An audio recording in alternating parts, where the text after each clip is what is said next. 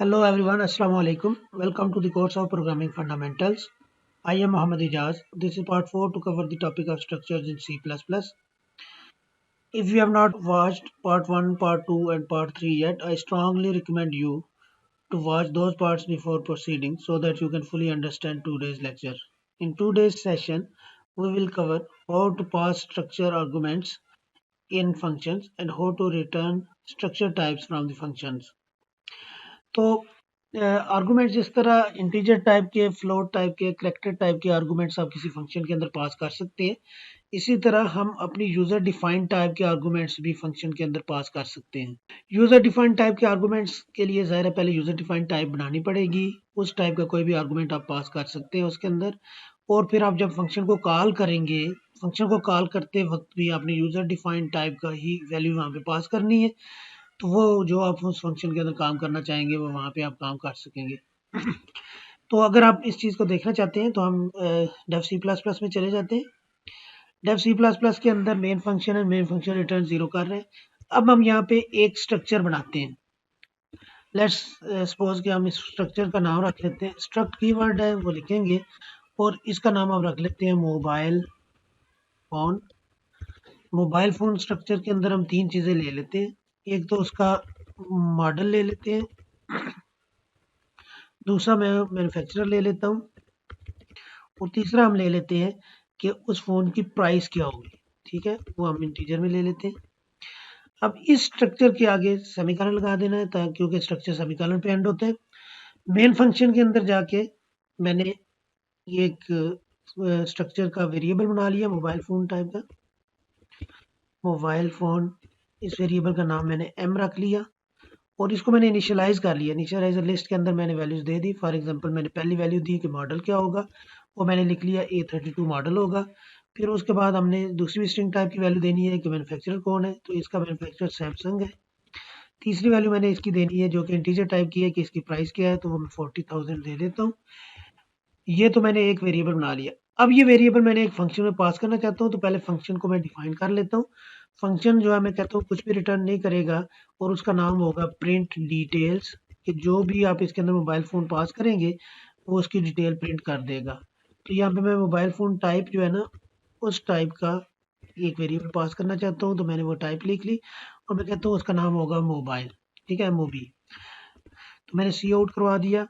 सी out के अंदर मैंने लिखा कि मॉडल क्या है जी। मॉडल को डिस्प्ले करने के लिए मैंने लिखा MOB डॉट मॉडल, जो भी मॉडल है वो यहाँ पे डिस्प्ले हो जाएगा। और उसके बाद मैंने मैन्युफैक्चरर को डिस्प्ले करना है, तो मैंने लिखा सी आउट, डबल कोट्स के अंदर लिखा मैन्युफैक्चरर, ये मैंने लिखा, और इसके बाद मैंने कॉलन लगाया, और यहाँ पे MOB डॉट मैन्युफैक्चरर को यहाँ पे हम डिस्प्ले करवा देते हैं। ठीक है जी। अगली लाइन पे इन दोनों से ज़ाहिर है ये प्रिंट करने के बाद मुझे अगली लाइन पे जाना चाहिए, मैं यहाँ पे एंड लाइन लगा लिया। इसी तरह यहाँ भी मैंने एंड लाइन लगा लिया मैन्युफैक्चरर को प्रिंट करने के बाद। अब हम चलते हैं जी, इसकी प्राइस को डिस्प्ले करते हैं। सी आउट, डबल कोट्स के अंदर लिखा प्राइस, और कॉलन लगा के मैंने लिखा MOB डॉट प्राइस, जो भी उसकी प्राइस है वो यहाँ पे डिस्प्ले कर दी। अब मैं इस फंक्शन को कॉल करता हूँ मेन फंक्शन के अंदर, और ये आर्गुमेंट पास कर देता हूँ जो मैंने एक वेरिएबल बनाया हुआ है m नाम से। ठीक है, तो मैंने कॉल किया प्रिंट मोबाइल्स को, प्रिंट डिटेल्स को। तो प्रिंट डिटेल्स को कॉल करके मैंने इसमें m को पास कर दिया आर्गुमेंट के तौर पे। अब ये देखिए m क्या है, ये यूजर डिफाइंड टाइप का एक वेरिएबल है, और उसको मैंने पास कर दिया। अगर मैं इसको कंपाइल करके रन करूं तो इसका रिजल्ट क्या होगा देखते हैं। तो आप देख सकते हैं जी, मॉडल A32 है, मैन्युफैक्चरर सैमसंग है, और उसकी प्राइस 40,000 है। तो इस तरह से आप फंक्शन जो फंक्शन के आर्गुमेंट्स हैं वो यूजर डिफाइंड टाइप्स के भी ले सकते हैं। ठीक है, आगे है जी कि आर्गुमेंट जो है ना वो हम वैल्यू बाय वैल्यू भी पास कर सकते हैं। Passing argument by value and passing argument by reference, ये दो कंसेप्ट्स पढ़े थे हमने। ये जो स्ट्रक्चर होता है ये बाय डिफ़ॉल्ट बाय वैल्यू ही पास होता है, इंटीजर की तरह, कैरेक्टर फ्लोट की तरह ये बाय वैल्यू ही पास होता है। तो अगर आप बाय वैल्यू पास करेंगे और उसके अंदर आप कहते हैं कि मैं प्राइस के अंदर 77,000 जो है वो ऐड करके डिस्प्ले ऐड कर लेता हूँ, और फिर मेन फंक्शन के अंदर आके इसको डिस्प्ले करता हूँ, तो अगर आप समझते हैं कि ये 40,000 थी, तो आपने जब इस फंक्शन को कॉल किया प्रिंट डिटेल्स के अंदर आपने 7,000 ऐड कर लिया। 7,000 ऐड होने के बाद आप समझते हैं कि यहाँ पे जब हम प्राइस को प्रिंट करेंगे तो 47,000 डिस्प्ले होगा, तो ऐसा नहीं होगा, क्योंकि जब आपने एम को पास किया, यहाँ पे एम पास किया, तो एम की कॉपी गई है एमओबी के अंदर। कॉपी के अंदर प्राइस जो है वो 7,000 ऐड हुई है। एक्चुअल वैल्यू वही रहेगी जो एम के अंदर स्टोर है, जो कि 40,000 है। तो 40,000 यहाँ पे डिस्प्ले हो जाएगी। अगर आप चाहते हैं कि ये 40,000 की जगह 47,000 हो जाए, यानी कि एम की एक्चुअल वैल्यू चेंज हो जाए, तो आप उसको जो आर्गुमेंट पास करना है वो बाई वैल्यू पास करने की बजाय बाई रेफरेंस पास करें। एम्परसेंड ऑपरेटर लगाने से वो आर्गुमेंट बाई रेफरेंस पास हो जाएगा, और जब आप उसमें 7 ऐड करेंगे तो ये एक्चुअल वैल्यू के अंदर ऐड होगा, क्योंकि आप कॉपी नहीं की, आप उसका रेफरेंस किया हुआ है, और उसी रेफरेंस की प्राइस जो पार्ट है उसके अंदर 7,000 ऐड हो जाएगा। जब आप उसको डिस्प्ले करेंगे तो ये 40,000 की बजाय 47,000 डिस्प्ले होगा। तो लेट्स सी, अगर हम इसकी भी प्रैक्टिस करना चाहें तो डेव सी प्लस प्लस पे चले जाते हैं दोबारा। हमने यहाँ पे क्या करना है, यहाँ पे उसकी प्राइस में ऐड कर लेते हैं।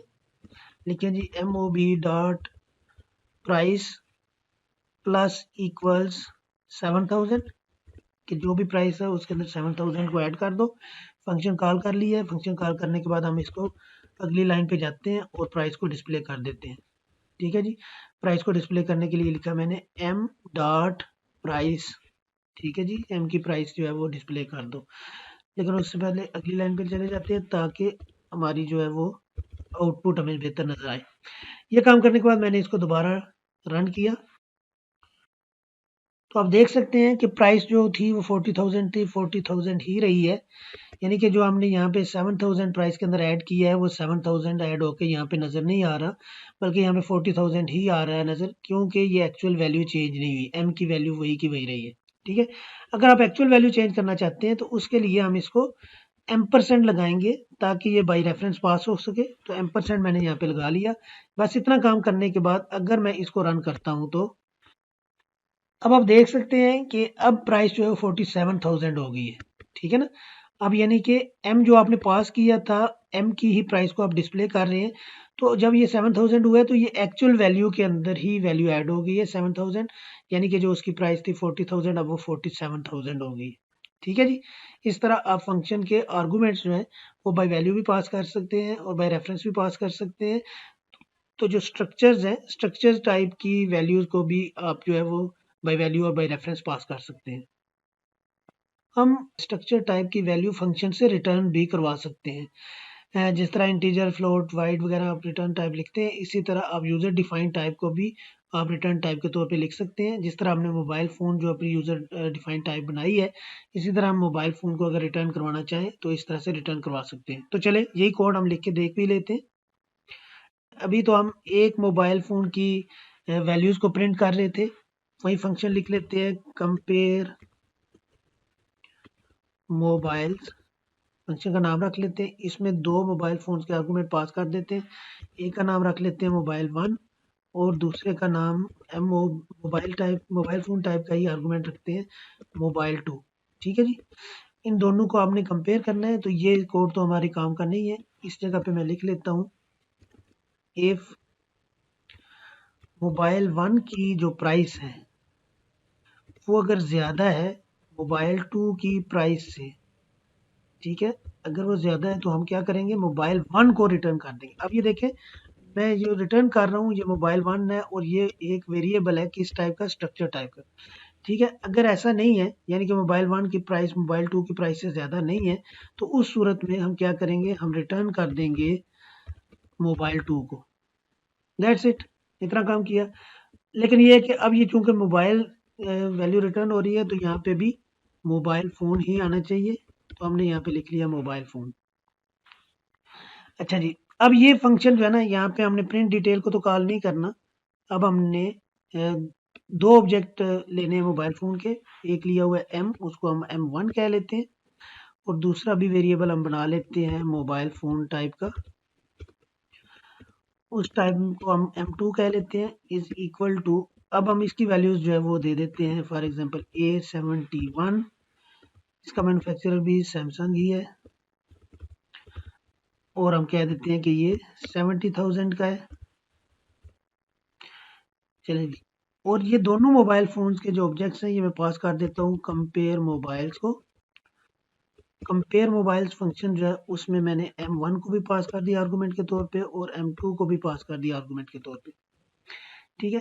अब ज़ाहिर है इसने क्या करना है, इसने एक मोबाइल फ़ोन रिटर्न करना है, तो उसको स्टोर करने के लिए मैंने मोबाइल फ़ोन टाइप का एक वेरिएबल और बना लिया जिसमें मैं कह देता हूँ एक्सपेंसिव मोबाइल। ठीक है जी। इसमें एक्सपेंसिव मोबाइल स्टोर हो जाएगा।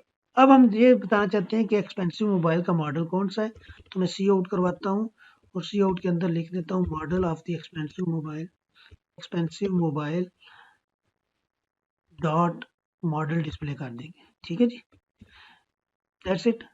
तो चले इसको देख लेते हैं कि ये क्या वाकई हमें सही डिस्प्ले करता है या नहीं करता। अगर तो ये A71 डिस्प्ले करता है तो इट मीन्स कि उसने मोबाइल सही रिटर्न किया।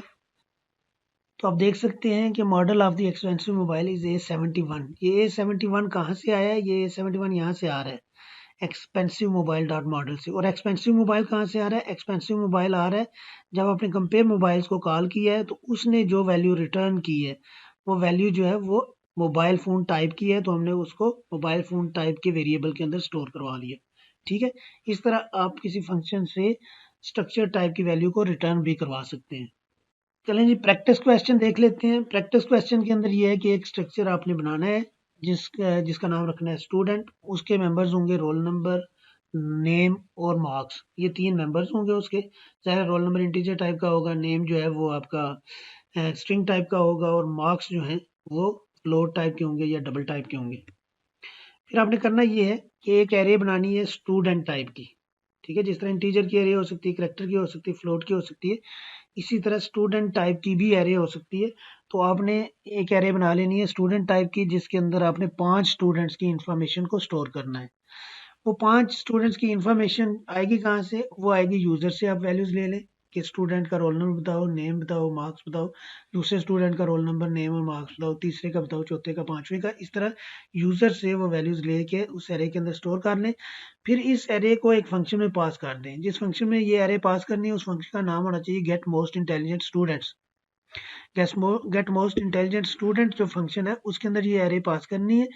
और ये फंक्शन क्या करेगा? ये रिटर्न करेगा कि मोस्ट इंटेलिजेंट स्टूडेंट कौन सा है। वो स्टूडेंट जिसके मार्क्स सबसे ज़्यादा है, उस स्टूडेंट को ये फंक्शन रिटर्न कर देगा।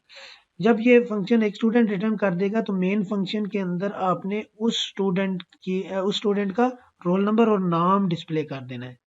यानी कि मेन फंक्शन के अंदर ही आपने get most intelligent student function को कॉल किया, उसने एक स्टूडेंट को रिटर्न किया।